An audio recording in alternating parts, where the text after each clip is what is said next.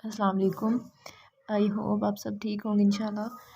तो हमने बाकी सोशल लिंग्विस्टिक एंड लिंग्विस्टिक्स का difference, armchair approach and social linguistic का जो इंट्रो था विद डेफिनेशन, वो तो हमने डिस्कस कर लिया था।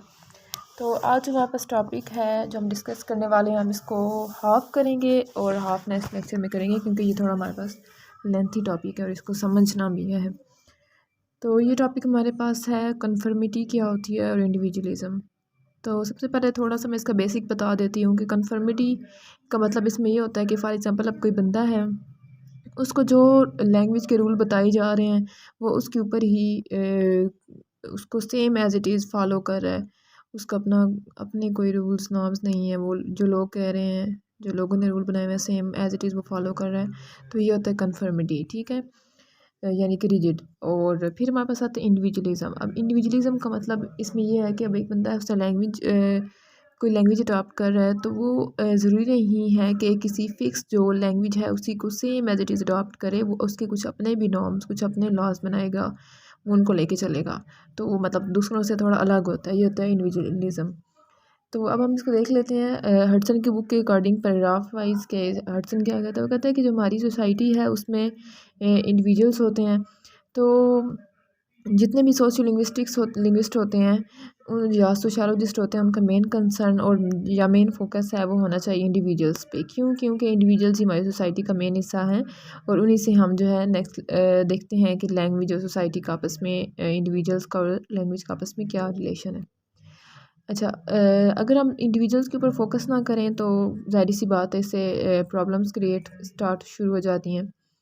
अच्छा, इंडिविजुअल एक को स्टडी करना सोशल लिंग्विस्टिक में सेम ऐसे है जैसे हम बायो में सेल को पढ़ते हैं। आप में से काफ़ी लोगों ने बायो नहीं भी पढ़े, तो सेल का तो सभी को पता होता है कि ह्यूमन बॉडी में सेल होते हैं और बायो में मेन एलिमेंट जो पढ़ाया जाता है वो सेल को पढ़ाया जाता है। तो जिस तरह बायोलॉजी में सेल इंपॉर्टेंट है, इसी तरह सोशियो लिंग्विस्टिक में जो चीज़ इंपॉर्टेंट है वो है इंडिविजुअल इसमें एज अ सेल है।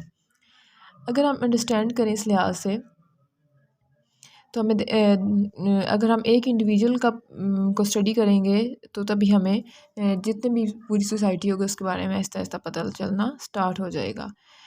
मोर over there is an even more important reason focusing the individual social which does not apply to the cell in biology. अच्छा, वो कहते हैं कि इंडिविजुअल को सोशल लिंग्विस्टिक में पढ़ना बहुत ज़्यादा इम्पॉर्टेंट है, ठीक है। लेकिन यहाँ पे इसकी जो इम्पोर्टेंस है वो बायोलॉजी के सेल की अप्लाई नहीं होती। वो किस तरह अप्लाई नहीं होती, हम उस चीज़ को देख लेते हैं।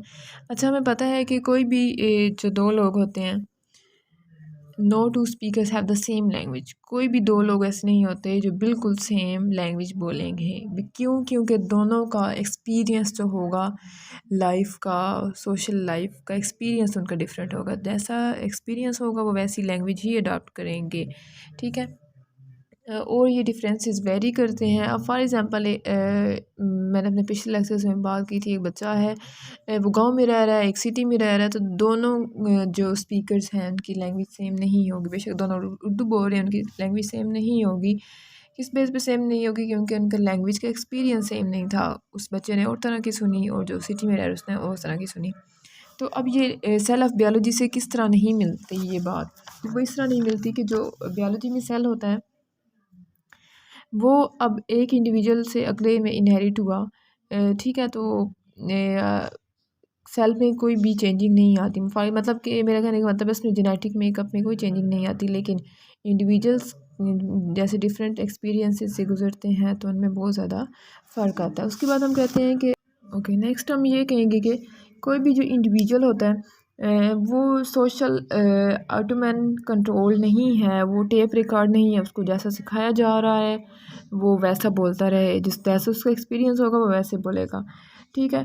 तो हर कोई अपनी लाइफ में डिफरेंट एक्सपीरियंसेस से गुजरता है। उनका उस एक्सपीरियंस का जिसका ऊपर जिस वे में इफ़ेक्ट होगा उसकी लैंग्वेज भी वैसी होगी। इसका एग्जांपल ये है, एक एक बंदा है वो है ब्रिटिश से, एक बंदा है अमेरिका से। उन दोनों ने ब्रिटिश की प्रोड्यूस हुई मूवी देखी। अब दोनों ने एक ही मूवी देखी, लेकिन दोनों क्या, क्योंकि सोसाइटी का डिफरेंट असर है, तो दोनों उस एक सेम मूवी को सेम टाइम पे देख के उसका डिफरेंट इफ़ेक्ट लेंगे अपने माइंड में।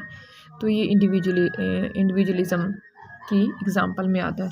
उसके बाद हम बताते हैं कि मल्टी डायमेंशनल स्पेस क्या होती है। अच्छा, अब हमारी जो सोसाइटी है उसको स्ट्रक्चर किया जाता है socio linguistic point of view के लिहाज से मल्टी डायमेंशनल स्पेस में। अब मल्टी डायमेंशनल स्पेस में हमारे पास 4-5 चीज़ें जो हैं वो आती हैं, जिनमें हमारे पास एज आती है, रीजन ऑफ ओरिजिन आता है, उसके बाद सोशल क्लास या फिर हमारे पास आता है जेंडर। ठीक है, अब इसमें अगर एक दफ़ा हमने ये कंस्ट्रक्ट कर लिया मैप, फिर इसमें हम देखते हैं अपने पॉइंट ऑफ व्यू के लिहाज से कि हम खुद को कहाँ लोकेट करेंगे मल्टी डायमेंशनल स्पेस में। ठीक है, तो लैंग्वेज तो सिर्फ एक है पॉइंट ऑफ व्यू खुद को सेट करने के लिए, इसके अलावा और भी चीज़ें होती हैं। ओके, नेक्स्ट हम बोलेंगे कि हमारे इर्द गिर्द बहुत से लोग हैं, डिफरेंट सोशल टाइप से बिलोंग करते हैं वो, जैसा कि ओल्ड मेल्स हो गए या फिर यंग फीमेल्स होंगी। और तो फिर हम मल्टी डायमेंशनल स्पेस को और उनकी इन चीज़ों को देख के, उनकी लैंग्वेज को, उनकी एज को, उनकी सोशल क्लास को, उनके रीजन को देख के हम उनको फिट करते हैं कि वो मल्टी डायमेंशनल स्पेस में कहाँ फिट होती हैं। और जब भी कोई बंदा बात करता है उसकी बात उसकी एक्ट ऑफ आइडेंटिटी होती है कि वो एक्ट ऑफ आइडेंटिटी किस चीज़ की होती है कि वो मल्टी डायमेंशनल स्पेस में कहाँ पे फिट रहेगा। यहाँ तक हमने सारी चीज़ें जो फीचर्स डिस्कस किए वो थे इंडिविजुअलिज्म के। नेक्स्ट हमारे पास जो है फीचर्स हमारे पास आते हैं कन्फर्मिटी के। कन्फर्मिटी मैंने पहले बता दिया क्या होता है कि जैसे रूल्स आ रहे हैं नेक्स्ट बंदा उसको वैसे एज इट इज़ फॉलो करता रहे, कोई फ्लेक्सिबिलिटी ना लाए, तो वो हमारे पास आती है कन्फर्मिटी में। इसमें अगर हम एग्ज़ाम्पल दें तो इसकी जो एग्ज़ाम्पल है जिससे बिल्कुल सब कुछ क्लियर हो जाएगा। फॉर एग्ज़ाम्पल, सारे इंग्लिश स्पीकर्स इस चीज़ के ऊपर रिस्ट्रिक्ट करते थे कि कभी भी जो प्रोबेबल लफ्ज़ है PROBABLE उसको नहीं यूज़ करना दैट क्लॉज के साथ। ठीक है, लेकिन प्रोबेबल का जो लाइकली सिनोनिम है उसको हम दैट क्लॉज के साथ भी यूज़ कर सकते हैं और फिर इन्फिनेटिव के साथ।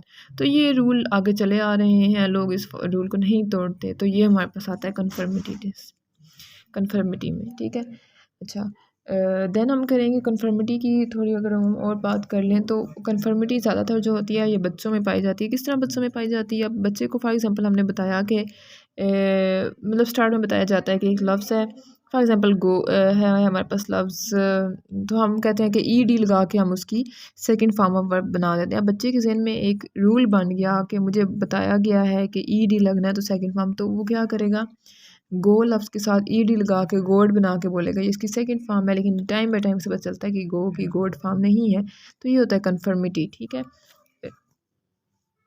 ओके, नेक्स्ट इस टॉपिक में हमने ये बताना है कि कन्फर्मिटी और इंडिविजुअलिज्म को समझाने के लिए दो और टर्म्स यूज़ की जाती हैं जो कि डिफियन और फोकसिंग। अब ये कंसीडर की जाती हैं कि एक लीड करेगी डिफरेंसेस इन इंडिविजुअल्स को, यानी कि डिफियन, और फोकसिंग लीड करेगी सिमिलैरिटीज़। ठीक है, यानी कि रूल्स को फॉलो करना। अब इसमें हमने ये बताना है कि फोकसिंग क्या होता है और डिफियन। फोकसिंग होता है कि जिसमें स्पीकर्स की ढेर सारे स्पीकर्स हैं, वो सबका आपस में कॉन्टेक्ट है, सब एक जैसी लैंग्वेज यूज़ कर रहे हैं, एक जैसे लिंग्विस्टिक नॉर्म्स के ऊपर उनका एग्रीमेंट है। ठीक है, तो for example English and French language, तो इसको कहते हैं फोकसिंग। और डिफियन क्या होता है, जहाँ पे लोगों के दरमियान कोई कॉन्टेक्ट ना हो, वो एक ही लिंग्विस्टिक नॉर्म्स के ऊपर एग्रीमेंट नहीं कर रहे होते, तो ये होता है डिफियन, जिससे आगे हमारे पास क्या चीज़ आती है, इंडिविजुअलिज्म।